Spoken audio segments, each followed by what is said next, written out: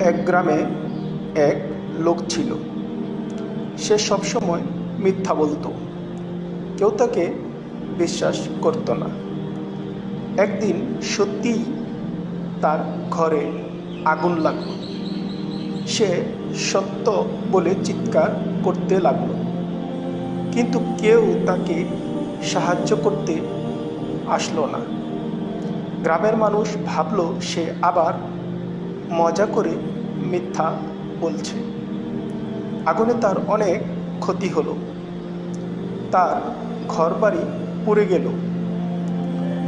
পরে সে কাঁদতে কাঁদতে শেখ সাদির কাছে এলো। শেখ সাদি বললেন, মিথ্যা কথা মানুষকে একদিন একা করে দেয়। তাই তুমি সত্য কথা বলতে শিখো।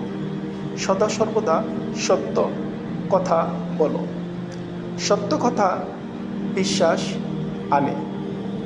লোকটি নিজের ভুল বুঝতে পারল এবং আর কখনো মিথ্যা না বলার জন্য প্রতিজ্ঞা করল। এই গল্প থেকে আমাদের শিক্ষা হলো, মিথ্যা কখনোই কল্যাণ বয়ে আনে না।